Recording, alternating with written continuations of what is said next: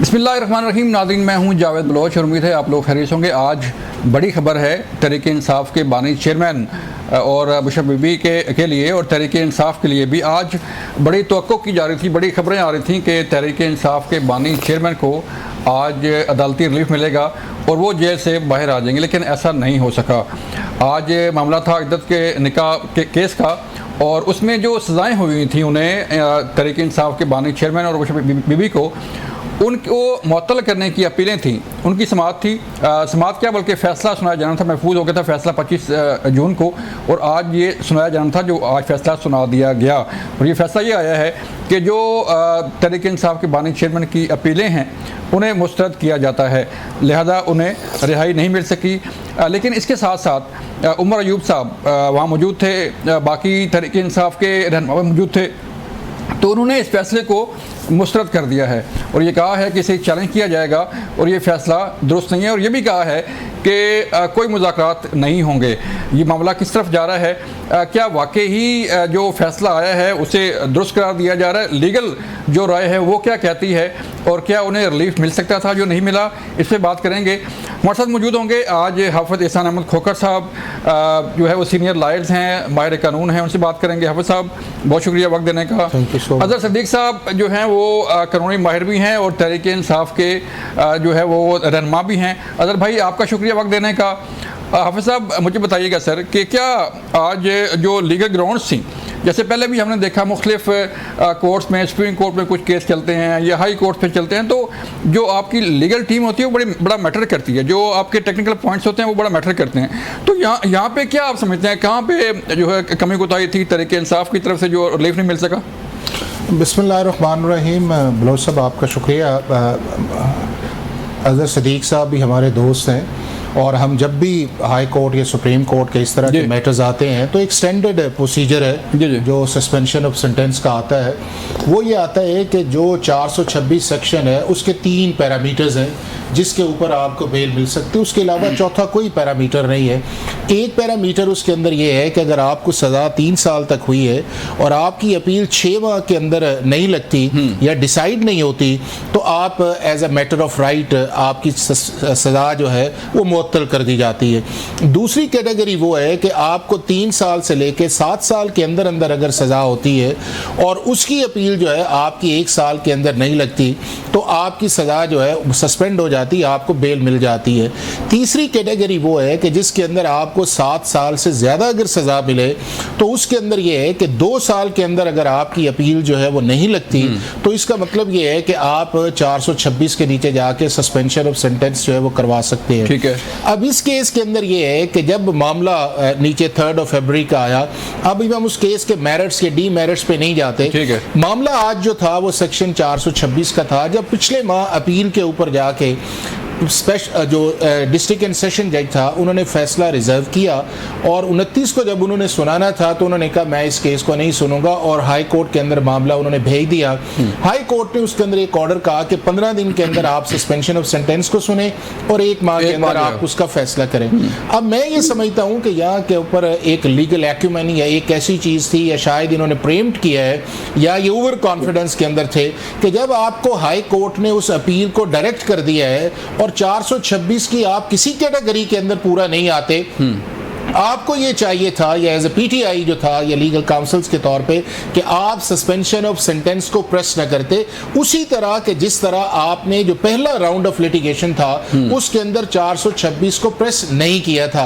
और जब आपने नहीं किया था आपकी अपील लग गई, क्योंकि ट्रेडिशनली जो है वो सेशन कोर्ट्स के अंदर भी अपील देर से लगती हैं, लेकिन इनका नंबर लग गया। उस नंबर के बाद इन्होंने मेरिट्स पे गए, मेरिट्स के ऊपर एक आर्ग्यू किया और जो भी ड्यू प्रोसेस ऑफ लॉ था या ये था कि हेस्ट के अंदर था या कंप्लेनेंट लेट के अंदर आया है, वो सारे वैलिड ग्राउंड्स है एक अपील की स्टेज के अंदर। लेकिन वही पॉइंट जब आपने सस्पेंशन ऑफ सेंटेंस के अंदर कहे, जो मुनासिब यही था कि आप उसको प्रेस न करते, जज साहब को कहते कि ऑर्डर आ गया, मेन अपील फिक्स हो गई है, हम उसके ऊपर बहस करना चाहते हैं या हम इसको विड्रॉ करते हैं या प्रेस नहीं करते, और अपील के अंदर जाके वो किया। मेरा ख्याल है कि आज जो फैसला आया वो बिल्कुल सेक्शन 426 के पैरामीटर्स के मुताबिक है और जो इनका रिस्पॉन्स आया पाकिस्तान की जुडिशरी से मुताल्लिक जो है, मेरा ख्याल है कि वो नामुनासिब है कि यही जुडिशरी जो है वो पिछले 1 माह से जो है बकौल इनके कि वो हमें रिलीफ भी दे रही है। चाहे साइफर का केस आया, तोशाखाना के अंदर जो 14 साल की सजा वो सस्पेंड हुई, इलेक्शन कमीशन के अंदर जो फैसले हैं वो सस्पेंड हो रहे हैं, नीचे जो आपके क्रिमिनल केसेस हैं वो अदालत में फिट कर रही है। तो यही फैसला अगर यही फैसला 10 दिन के बाद यही जज साहब कहेंगे कि ट्रायल कोर्ट का फैसला ठीक नहीं है, तो मेरा ख्याल है कि उस वक्त बारी डिफिकल्टी आ जाएगी। और हर वक्त ये कहना कि इंसाफ का कत्ल है, कानून का कत्ल है, इंस्टीट्यूशंस जो है उनकी सुप्रीमेसी जो है वो है, और यहाँ ये है कि हमारी अदालतें आजाद नहीं है। मेरा ख्याल है कि इस वतीरे या इस बहस को जो है वो अब खत्म कर देना चाहिए, खत्म होना चाहिए। सिद्दीक साहब आप बताइए सर कि आप भी कानूनदान हैं, जो 426 का मामला है वो किस हद तक दुरुस्त जो है ये फैसला आया है कि जारी बात तहरीक इंसाफ ने इसे मुस्तरद किया है और तनकीद की है और ये भी कहा है कि ये फैसला दुरुस्त नहीं है। आप क्या कहते हैं एज ए लीगल एक्सपर्ट? मुझे बताइएगा कि आपकी जो कानूनी जो टेक्निकल ग्राउंड थी वो ठीक थी? बहुत शुक्रिया बलोच साहब।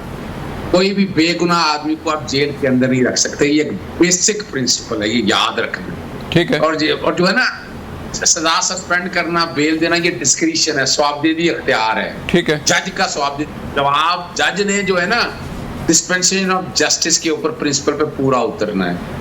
इस केस के मेरिट तो बाद की बातें हैं, यानी इस वक्त उनकी जेल के अंदर कैद जो है वो गैर कानूनी, अपनी नौयत का, ये कोई कत्ल का केस नहीं है, या दहशतगर्दी का केस नहीं है, या कोई फ्रॉड और रेप का केस नहीं है। It's a case of a first impression. यानी इस कॉन्टेक्स्ट में देखें, इससे पहले इस तरह की इद्दत के केसों में फेडरेशन कोर्ट के केसेस सारे तरह समझ लें, पहले तो बेसिक प्रिंसिपल समझ लें कि बात ये थी। मैं एक और बड़ी बात कर देता हूँ, अब अल्टीमेटली तो बरियत हो रही है, ये एक बैलेंसिंग एक्ट जज साहब ने किया है, बैलेंसिंग एक्ट का, यानी मैं उसको इस कॉन्टेक्स्ट में नहीं देखता, लेकिन मैं भी वकालत के नसीबो फराज में से आया हूँ। बहरहाल मैं उसमें कुछ ज्यादा कमेंट नहीं करना चाहता, लेकिन इतना मैं बता दूं कि ये फैसले ने आइन और कानून के तकाजे पूरे नहीं किए। एक्सरसाइज ऑफ स्ट्रक्चर डिस्क्रिशन के हवाले से मैंने पहले सारा फैसला पढ़ा है, वो सारा मैं उनमें बातें नहीं करना चाहता, लेकिन मैं इतने पहले, उससे पहले मैं अडियाला जेल गया था और हमें 4 पॉसिबिलिटीज हमें पता थी। सलमान सफदर मेरे साथ थे, हमने इसकी जो रेमेडी अगली है ना वो तैयार कर ली हुई है और हम फाइल कर रहे हैं और इस्लामाबाद हाईकोर्ट में हम लेकर आएंगे। देखिए 3 पॉसिबिलिटीज थी। एक तो बुशरा बीबी देखिए खातून है, यानी इस बुनियाद के ऊपर खातून को राइट अप डिनाई कर देंगे यार। यानी यहाँ इतने बड़े बड़े फैसले, आप मरियम सफदर और सारी चीजों को उठाकर अगर आप देख लें तो इतनी मिसालें आपके सामने मौजूद हैं। वजह सिर्फ इतनी है कि इमरान खान किसी डील पे यकीन नहीं करता, वरना तो आपको पता आपका सिस्टम सारा, जब डील की बातें हो, नवाज शरीफ के साथ क्या कुछ हुआ वो अपनी जगह पर मौजूद है। सर वो भी तो मुज़ाकरात कर रहे हैं ना जी, तहरीक इंसाफ भी चाहती है ना मुज़ाकरात भी हों तो, लेकिन हो खुद से। देखिए मैं एक बात आपके सामने, अगर देखिए पाकिस्तानी तारीख में इमरान खान का दौर एक ऐसा दौर है कि इन्होंने अपने ही दौर में ट्रायल फेस किए, सजाएं फेस कर रहे हैं। ये कोई एनआरओ करके वो बाहर नहीं चले गए थे कि जनाब बीमारी का बहाना बनाया, निकल गए, हालात बनाए बेहतर, फिर आ गए। इमरान खान फेस कर रहे हैं, पाकिस्तान तहरीक इंसाफ फेस कर रही है, बुशरा बीबी फेस कर रही है। दूसरी पॉसिबिलिटी हमारे सामने क्या थी कि दोनों की सजाएं सस्पेंड करेंगे, सजाएं सस्पेंड कर देंगे और जमानतें आ जाएंगी बाहर। तीसरी पॉसिबिलिटी थी कि जनाब वो ये भी कह सकते थे, इन्हें सजाएं मुअत्तल करने की बजाय ना, एक इंटेलिजेंट डिसीजन ये था उनका कि जनाब अभी मैं मेन अपील आ रही है, मैं मेन अपील के साथ ही फैसला कर दूंगा। ये साहिब मशवरा है, यानी बजाय ये बैलेंसिंग एक्ट आप कह सकते हैं। मैं जो समझता हूँ, मैं आर्टिकल 10A के प्रिंसिपल्स के ऊपर ये फैसला पूरा नहीं उतरता। जो प्रेसिडेंट है जज साहब का, एक मुझे सिर्फ इतना बताएं कि 3 महीने अपील सुनी जाती रही और एक स्टेज के ऊपर जब डिसीजन सुनाने लगे थे, क्या हुआ, खावर मानका साहब ने क्या किया, मैं वो कहानियां नहीं बताना चाहता। वो जो सर हुआ वो हमने भी सर देखा किस तरह खावर मानका को जो है वो टॉर्चर किया गया वहाँ पे कम्प्लेक्स के अंदर, और किस तरह जो है वो हमले किए गए। चलें जी, मुझे दुनिया से फोन आए हैं, उससे फैसला मंगवाया है और आने वाले दिनों में देखेंगे पूरी दुनिया से क्या रिएक्शन आते हैं इस फैसले के ऊपर। क्या मजाक उड़ना है? ठीक है। अब शाह साहब, हमजा शाह साहब आप बताइएगा सर, आप भी लीगल एक्सपर्ट हैं, आपने भी काफ़ी केसेस जो है वो खुद देखे, खुद लड़े और खुद उसको मल्टर भी कर रहे हैं। क्या जो ग्राउंड बता रहे हैं अदर सिद्दीक साहब वो दुरुस्त हैं? क्या रिलीफ जो है मिलना चाहिए था जो नहीं मिला? ऐसा है कि अज़हर सदीक साहब मेरे भाई हैं, मैं इनके साथ इंतहाई माजरत के साथ थोड़ा सा इख्तलाफ करूँगा। अज़हर सदीक साहब का जो स्टांस है वो पॉलिटिकली तो बहुत अच्छा है, लेकिन कानून के नज़र में 426 की जब एप्लीकेशन आ जाए और मेन अपील जो है वो लग गई है, तो मेन अपील जब लग जाती है तो आम तौर पे सस्पेंशन नहीं होती। हम लोग सस्पेंशन की एप्लीकेशन जब भी देते हैं अपील के साथ, तो हमारा असल मकसद ये होता है कि इस अपील की हेयरिंग जल्दी हो जाए, और या अगर सस्पेंड हो जाती है तो जमानत पे आ जाएंगे, अगर नहीं जमानत कोर्ट देती उसकी डिस्क्रिशन है तो हमें शॉर्ट डेट मिल जाती है अपील के लिए। ये कानून के मुताबिक सारा दिन मैं, अज़हर सदीक साहब और हमारे ये तीसरे भाई जो हैं, हम सारे यही काम एहसान साहब, तो आम तौर पे होता इसी तरह ही है। और इनकी तो मेरा ख्याल है मेन अपील भी लग गई है, तो इन्हें हाई कोर्ट जाने के बजाय मेन अपील को इन्हें आर्गू करना चाहिए ताकि इनकी अपील जल्दी डिसाइड हो जाए। ये हाई कोर्ट जाएंगे, पॉलिटिकली तो इनको फ़ायदा होगा कि कोर्ट्स पे एक प्रेशर आएगा, ये सोशल मीडिया के ज़रिए, सियासी बयानों के ज़रिए कोर्ट्स को प्रेशर में लाएंगे, लेकिन लीगली अगर हम देखें एज ए प्रोफेशनल लॉयर तो इन्हें चाहिए ये कि ये मेन अपील को आर्गू करें। तो इसके मतलब शाह साहब के इनकी अपनी गलतियां हैं, इनकी अपनी लैक्यूनस हैं जो सामने आ रहे हैं। जी, असल में मैं ये कुछ नहीं कह सकता, क्योंकि ये बेहतर समझते हैं कि ये इसके क्या फ़ायदा उठाना चाहते हैं। देखिए 426 की दरख्वास्त जब भी हम अपील में देते हैं ना, जी, तो वकील के ज़हन में ये होता है कि मैं इसका ये फ़ायदा उठाऊंगा। पॉलिटिशियंस की ज़हन में कोई मुख्तलिफ सूरत हाल होगी कि हम इसका पॉलिटिकल फ़ायदा उठाएंगे कि जुल्म हो रहा है, ज़्यादती हो रही है, वो एक अलग चीज़ है।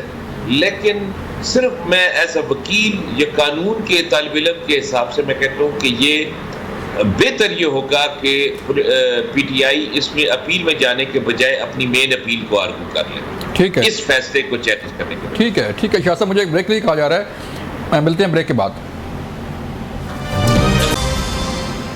वेलकम बैक नाज़रीन। हफ़ीज़ साहब, आप बताइए सर कि फ़ैसला आता है, जारी बात है कोर्ट ने कोई ना कोई फैसला तो करना ही है, आप इसे मुस्तरद करें या इसे ना माने वो अलग बात है, लेकिन फौरी तौर पे रिएक्शन कोर्ट के अंदर नारे शुरू हो गए, फिर जुडिशल कम्प्लेक्स में हमने देखा कि नारेबाजी शुरू हो गई, और फिर उमर अयूब साहब जो कि अपोजिशन लीडर हैं तहरीक इंसाफ की तरफ से, सुन्नी इत्तेहाद कौंसिल की तरफ से, उन्होंने प्रेस कॉन्फ्रेंस की और इसे फौरी तौर पर मुस्तरद कर दिया और कहा कि नहीं, बिल्कुल बात नहीं होगी जब तक जो है वो खान साहब रिहा नहीं होंगे। तो ये रवैया कैसा है? आप कोर्ट में जाते हैं रिलीफ लेने के लिए, अगर ज़रूरी है कि रिलीफ मिले तभी जो है फैसला मानते हैं? जावेद भाई, आज का जो फैसला आया, अभी चले पिछलों को छोड़ देते हैं, चूँकि आज इस सेंट्रिक पॉइंट पर जिस पे हमने बात की है, पाकिस्तान की हाई कोर्ट या सुप्रीम कोर्ट की कोई ऐसी जजमेंट अवेलेबल नहीं है कि आपकी सस्पेंशन ऑफ सेंटेंस के 3-4 दिन के बाद या 5 दिन के बाद, और इस केस के अंदर 2 तारीख को अपील है, और by the order of the high court उसको फिक्स है, और आप ये प्रिज्यूम कर लें कि जी फैसला हाई कोर्ट का या सुप्रीम कोर्ट का ऑलरेडी मौजूद है इस चीज़ के ऊपर कि सेक्शन 426 के नीचे आपकी सस्पेंशन ऑफ सेंटेंस है। ना आपकी बेल होती है जो आप 497 के अंदर जाते हैं जब ट्रायल नियर टू कंक्लूजन होता है, या आपके फाइनल आर्गूमेंट्स होते हैं, और ना ही सस्पेंशन ऑफ सेंटेंस है। और ये भी जो 426 है, ये लॉ के अंदर मुख्तलिफ टाइम पे अमेंडमेंट्स करके अब इसको स्ट्रक्चर्ड कर दिया गया है, जो वो डिस्क्रिशन थी जज की उसको भी रेगुलेट करके 3 एरियाज के अंदर कहा गया है, और चौथे में कहा गया है कि जो जिसके अंदर जिसकी तरफ इशारा किया गया है वो ये है कि जहां पे आपकी लाइफ इम्प्रिजनमेंट आपको दी जाए, उस केस के अंदर ये है कि जज अपनी डिस्क्रिशन को जो इस तरह इस्तेमाल कर सकता है। लेकिन जो ऊपर वाली 3 कैटेगरीज हैं, आपको पता है इस चीज़ के अंदर कि किसी कैटेगरी के अंदर फॉल नहीं करते, आपको पता है कि केस हाई कोर्ट के मुताबिक फिक्स है, आपको पता है कि 2 तारीख को उसने जाना है, तो बजाय ये कहना कि जज साहब के लिए मुनासिब था कि वो रुक जाते, और भाई आप आर्ग्यू ना करते, आप उन्हें कहते कि जज साहब हम इसे नहीं करते। और अगर यही चीज थी तो जो पहला राउंड ऑफ लिटिगेशन था उसके अंदर 426 आपने प्रेस क्यों नहीं की? जब आपने उस वक्त 426 नहीं की तो क्या जज ने आपके कहने पर रुक गए थे? जब आप पहले देर के अंदर, जब आपकी अपील जल्दी लग गई, मेन अपील लग गई, और जनरली हमारे क्रिमिनल जस्टिस सिस्टम के अंदर जो है वो केसेस जल्द अपील स्टेज पे नहीं लगते, चाहे आपकी सेशन कोर्ट है या हाई कोर्ट है या आपका सुप्रीम कोर्ट है, टाइम टेकिंग है।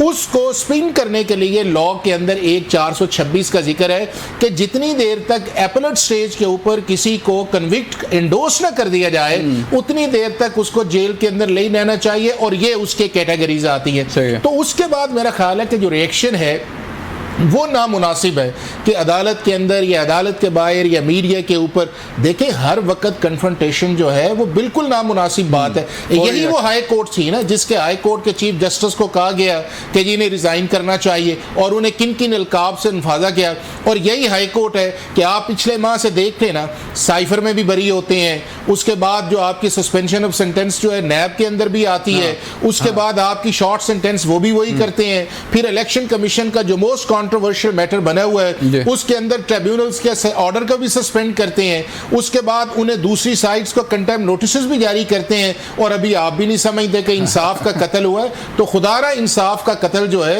इन अल्फाज को थोड़ा सा हमें अपने आप को चूज कर दिए, अदालतें हमारी हैं, हमें अपने आप को ऑर्डर के अंदर लेके आना चाहिए। हाँ पॉलिटिकल एंगल होता है, लेकिन पॉलिटिकल एंगल को उस एक्सट्रीम तक न लेके जाएं कि जिसके अंदर जो है आप पूरे पाकिस्तान का जो निज़ाम इंसाफ है उसको ही डिस्क्रेडिट करने पे तुल जाएं और ये कहें कि हम ठीक है, हमारे न जज ठीक है, न हमारी प्रोसिक्यूशन ठीक है, न हमारा मीडिया ठीक है, न हमारा चीफ जस्टिस पाकिस्तान ठीक है, न चीफ जस्टिस हाई कोर्ट ठीक है, और ना उसके बाद दूसरे जजेस जो हैं वो भी हमारे लिए अब नामुनासिब है, और पाकिस्तान की एस्टैब्लिशमेंट भी ठीक नहीं है। तो यार इसके अंदर किस माहौल के अंदर आप रहते हैं? और फिर आपका प्राइम मिनिस्टर भी कहे आप हाथ मिलाएं, आप बैठे, आप देखें कि क्या लीडर ऑफ द ऑपोजिशन के पास ये मैंडेट था कि अब्रप्टली वहां पे फ्लोर ऑफ द हाउस कहते, वो कहते जी मैं जाता हूं अपने लीडर से बात करता हूं, फ्लोर ऑफ द हाउस आपने कहा है ये हमारी 10 चीजें हैं, उसमें आपका 45 है, 47 है, स्टेट इंस्टीट्यूशंस की इंटरवेंशन है, सुप्रीमेसी ऑफ द लॉ है, कॉन्स्टिट्यूशन।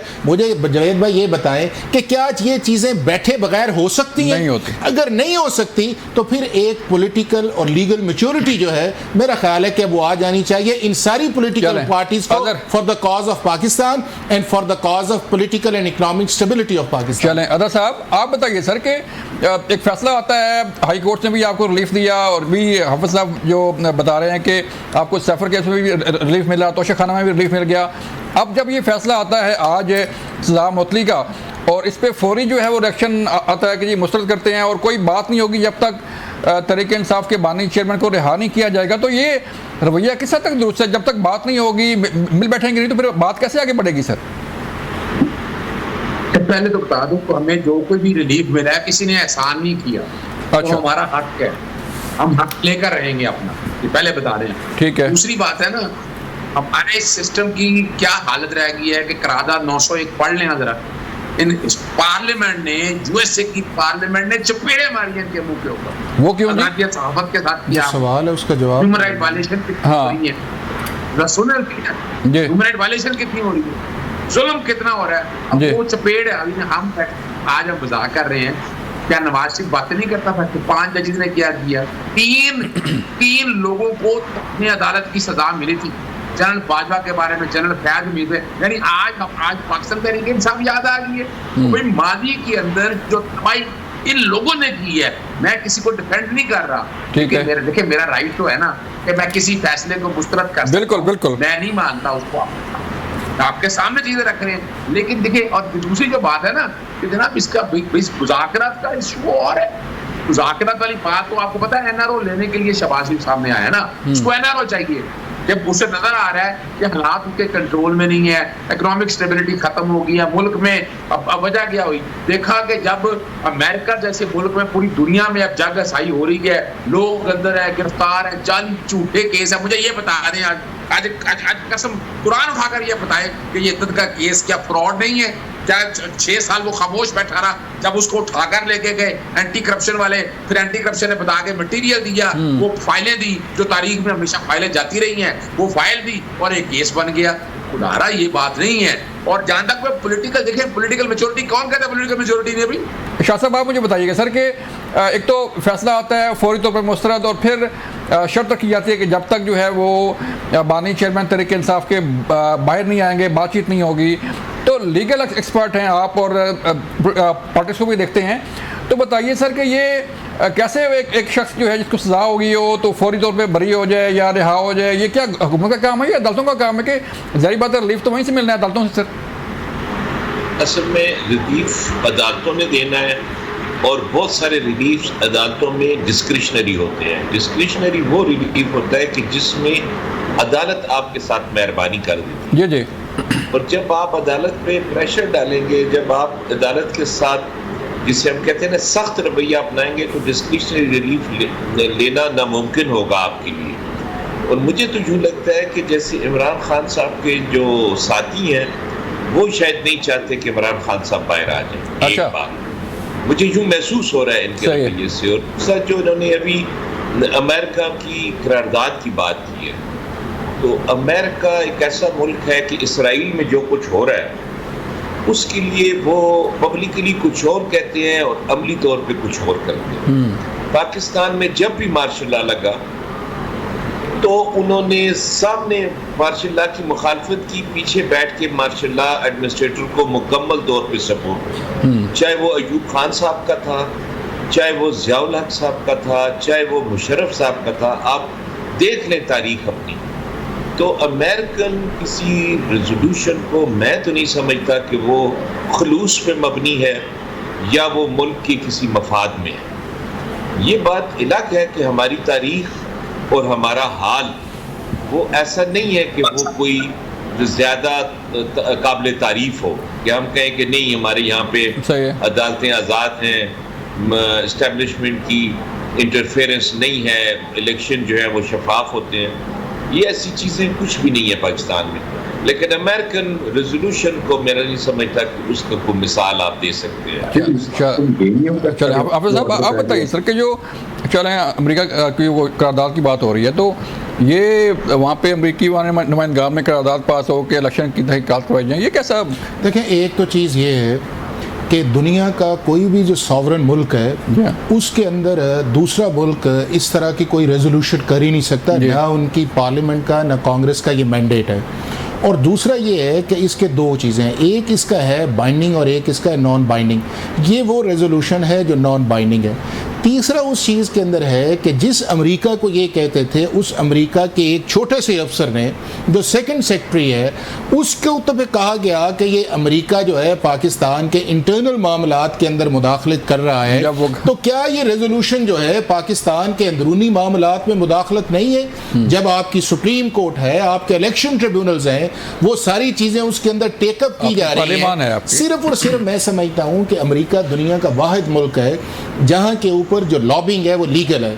उसके अंदर ये है, और वो जो सेनेटर्स भी जब लॉबिंग के अंदर जाते हैं तो अगर वो पैसे लेते हैं तो उसको लॉ उनका नहीं पकड़ता, या उसको जिस तरह एम्बेजलमेंट है या किसी और तरह है, यहाँ पे आप किसी एमएनए को पैसे दे के रेजोल्यूशन करवाएं तो उस पर केस बन जाएगा। लेकिन अमेरिका के अंदर जो है उसका पहुँचना या उसका उस प्रोसेस के अंदर आना, वो प्राइमरीली उनकी लॉबिस्ट, उन्होंने एक इस सारे प्रोसेस को लीगल किया हुआ है, क्योंकि वो ये समझते हैं कि दुनिया भर के अंदर हमारा एक सिस्टम है, उस सिस्टम के लिए अपने इंटरनल लोगों को किस तरह प्रोटेक्ट करना है। तो ये जो चीज़ आई है एक अच्छी लॉबिंग है, इसका क्रेडिट देना चाहिए कि इतनी बड़ी तादाद के अंदर जो लोग आए हैं। लेकिन पाकिस्तान की हर पॉलिटिकल पार्टी को मैं समझता हूँ कि इसको डिस्क्रेडिट करना चाहिए इस रेजोल्यूशन को, कि ये पाकिस्तान के इंटरनल अफेयर्स के अंदर प्रॉब्लम है, हमारे इश्यूज अपने हैं, हम अपने यहाँ पे बैठ के इसको रिजॉल्व करें। कल को फर्ज किया ये आते हैं इस चीज़ के अंदर, तो क्या वो रेजोल्यूशन अगर अमेरिका दोबारा पास करता है तो इसी तरह कहेंगे कि जी पाकिस्तान के निज़ाम के ऊपर एक थप्पड़ है? क्या ये आपके सामने नहीं हुआ, जिस तरह शाहजी ने भी इशारा किया कि क्या जो गजा और फलस्तीन के अंदर आया है, कोई एक रेजोल्यूशन आई है उसके अंदर 40,000 से ज्यादा खवातीन बच्चे मारे गए, शहीद हो गए हैं, 80,000 से ज्यादा हुए हैं। इसराइल को सबसे ज्यादा जो असला है जो अमेरिका उसके अंदर दे रहा है, और उसके बाद ICJ का फैसला आता है, वो कहते हैं हम नहीं मानते उस चीज के अंदर। नेशनल सिक्योरिटी काउंसिल की मीटिंग है वहां के अंदर। तो मैं ये समझता हूं कि इन ममालिक की एक पॉलिटिकल डाइकोटमी है, और उस डाइकोटमी का अमेरिकन सेनेटर्स जो है वो भरपूर जो इसका फायदा उठाते हैं। चले ब्रेक लेते हैं, मिलते हैं ब्रेक के बाद, फिर बात करेंगे कि मजीद इस पे क्या हो सकता है। ब्रेक के बाद वेलकम बैक नाज़रीन। हम बात कर रहे थे कि तहरीक इंसाफ के बानी चेयरमैन के पे बाकी जो केसेस हैं उनका क्या बनेगा। अमीर शाह साहब, मैं आपकी तरफ आता हूं। सर, मुझे बताइएगा कि चलें, ये तो सज़ा मुअत्तल की जो है वो फैसला आ गया, नहीं हुआ, मामला रिलीफ नहीं मिला, तो जो बाकी सर केसेस हैं जिसमें ट्वीट केस है, 190 मिलियन पाउंड का केस है, उनमें भी जो है वो सज़ाएँ हो सकती हैं या केस बन सकता है। तो आप लीगल एक्सपर्ट हैं, किस तरफ जा रहे हैं मामला सर? जो 190 मिलियन पाउंड वाला केस जो है, मैंने वो देखा है, वो वाकई एक सीरियस केस है और प्रेमा फिशाई बानी पीटीआई जो है वो उसके साथ कनेक्ट करते हैं और उसमें अगर उसको प्रॉपरली उसको ट्रायल किया गया प्रोसिक्यूशन की तरफ से तो उनकी कन्विक्शन के चांसेस हैं उसमें। ठीक है, ठीक है। अदर भाई, आप बताइए सर, आप तो तहरीक इंसाफ के साथ हैं, एसोसिएट भी हैं और उनके लीगल टीम में भी शामिल हैं, तो क्या वहाँ पे जो है वो कोई बन सकता है कोई रिलीफ कोई आपके लिए कोई ट्वीट केस में? जैसे FIA तहकीकात कर रहा है, 190 मिलियन पाउंड का केस है और शाह साहब कह रहे हैं कि सज़ा हो सकती है। अच्छा, मैं तो शाह साहब की बातों से हैरान होता हूँ। सिविल लिबर्टी की बातें करते रहे, अभी देख रहे हैं सारा कुछ कितना जुल्म हो रहा है और इस जुल्म को कर रहे हैं। मेरे लिए कानपुर बात है, मैं सपोर्ट नहीं कर रहा सर, मैं सपोर्ट नहीं कर रहा। मैं जो भी है ना, पिछले जो जुल्म होता रहा, आपने आवाज नहीं उठाई उस पे। ह्यूमन राइट वायलेशन हो रही है, जो आवाज उठाते रहे, 2019 में भी उठाते रहे, 2024 में भी उठाते रहे। इसमें मैं आगे चलता हूँ। पहले एक बात आपके सामने रख दूं, जो अमेरिकन पार्लियामेंट के बारे में, अमेरिकन पार्लियामेंट ने ये करारदाद पास की और हमारी पार्लियामेंट भी कश्मीर, इंडियन कश्मीर के बारे में, इंडिया के बारे में, फलस्तीन के बारे में वो पास करते थे। कोई कदगन नहीं है, रोक नहीं सकते आप उसको। हाँ, जो खतरनाक बात थी वो साइफर पे जो बाइडेन इंतजामिया ने काम किया था ना, और वो साइफर का भी यहाँ केस बना, बुनियाद रखी आपने और वो झूठा सा, और वो बात वो साबित होगी सच के बकायदा साइफर जो आया था, बकायदा ऑपरेशन रजीम चेंज के हवाले से माना गया, ये सारा कुछ रिकॉर्ड के ऊपर है। तो उन दोनों को कंफ्यूज मत कीजिएगा, बात बड़ी वाज़ेह है। हमें इख्तलाफ है इंतजामिया के इंटरफेरेंस का, पार्लियामेंट जो करती है करे, वो बाइंडिंग है या नहीं है, पर चेहरा दिखा दिया है। अब चेहरा इनके लिए बहुत ज़्यादा हो गया। अब आए अगली बात की तरफ। इमरान खान साहब के 4 केसों में सजाएं हुई थी, एक में बरियत होगी, 2 में सस्पेंड हो चुकी हैं। 3 के अंदर जो है वो अपना सजा मुअत्तली नहीं हुई, तो 15 तक इंशाल्लाह बरियत हम देख रहे हैं। 190 मिलियन पाउंड का जो केस है उसमें जमानत ऑलरेडी हो चुकी है, तो उसमें कोई परेशानी की बात नहीं है। हाँ, हैदराबाद साजिश की तर्ज के ऊपर जो जुल्फकार अली भुट्टो साहब के दौर में वो तमाम लोगों पे हुआ था, उस तरह का केस बनाने की कोशिश की। हमने काबीना का फैसला चैलेंज किया हुआ है और लाहौर हाईकोर्ट में ज़ेर इल्तवा है। जहां तक ट्वीट वाला मसला है, पहली तो बात है कि FIA का इख्तियार कोई नहीं है। अगर इख्तियार भी है तो अभी वो इंक्वायरी है, इंक्वायरी के बाद इन्वेस्टिगेशन होनी है, फिर पर्चा दर्ज होना है, फिर देखा जाएगा। और ये बात बड़ी वाज़ेह तौर पर सामने आ गई कि इमरान खान साहब जेल के अंदर हैं, ट्वीट उन्होंने किए नहीं, ये भी रिकॉर्ड के ऊपर चीजें हैं। मैं सर वो ऑन करते हैं, सर वो ऑन करते हैं कि जो है वो ट्वीट मेरी है, और आपका जो सोशल मीडिया एक्सपर्ट हैं वो कहते हैं ये उनकी है। फिरोज साहब देखिए, उनकी अकाउंट से हुई है। हाँ। उनके पास मोबाइल कोई नहीं है, उनके पास मोबाइल कोई नहीं है, ना अकाउंट उनके पास है। किसने कहा उनके पास अकाउंट है, उनके पास मोबाइल है? मैं इन चीजों की तरफ नहीं पढ़ना चाहता। मैं जो बात कहना चाहता हूँ, अभी हम क्या कर रहे हैं, सारा हम एस्टैब्लिशमेंट या उन लोगों को सपोर्ट करते फिर रहे हैं। खुद आ रहा राइट टू फेयर ट्रायल, आइन और कानून की पासदारी की बात करें। ये क्या फ्रिवलेस से केस बनाए हुए हैं? इमरान खान 2 साल के 2.5 साल के अंदर सारा कच्चा चटा खुल के सामने आ चुका है। नैब की पॉलिटिकल विक्टिमाइजेशन सामने आ गई। नैब के ऑर्डिनेंस में तरमीम की गई कि 14 दिन से रिमांड उठाकर ले जाएं ये 40 दिन के अंदर।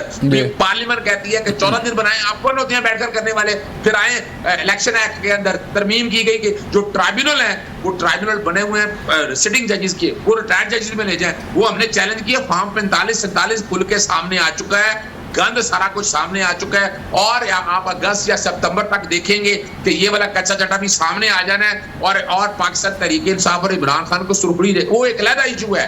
अभी तक बताए ना, हुकूमत क्यों नहीं बताती कि हमने जनाब इसके अंदर इमरान खान साहब के वारंट जारी किए हैं, हमने गिरफ्तारी डाली है। और ये 9 मई के हवाले से आप देखते रहे क्या होता रहे, एक से जमानत मिले, दूसरे से मजाक होता रहे। यहाँ तक भाई अगर एक बंदा गिरफ्तार है तो तमाम मुकदमे में गिरफ्तारी होनी चाहिए। ये क्या मजाक बनाया हुआ है कि आपने लोगों को एक से पकड़ के दूसरे से तीसरा और चलें हाफिज साहब, आप बताएं, तो कह रहे हैं कि 15 को खान साहब बाहर आ रहे हैं, नहीं अच्छी उम्मीद और है। जो है वो 109 मिलियन पाउंड भी केस जो है वो कोई नहीं है, ट्वीट केस भी कोई नहीं है, बाकी सारे किसी भी लॉयर के लिए या उसका जो क्लाइंट है उसको पॉजिटिव रहना चाहिए, उसको उम्मीद रखनी चाहिए, और उम्मीद तभी आपकी होगी ना जब आपको पाकिस्तान के निज़ाम इंसाफ पे एतमाद है। हाँ। अगर आप एतमाद करेंगे तो आपको उम्मीद है ना जी, और वो एतमाद जो है मेरा काफ़ी देर से जो है जो नहीं था वो अब नज़र आ रहा है। अब उसका इजहार करना ज़रा मुश्किल है कि अगर वो इजहार कर लें तो अच्छी बात है। अब आप देखें ना कि आज भी जो इजहार किया जा रहा है वो ये किया जा रहा है कुछ चीज़ जज के खाते में डाली जा रही है, कोई मेरा हक है,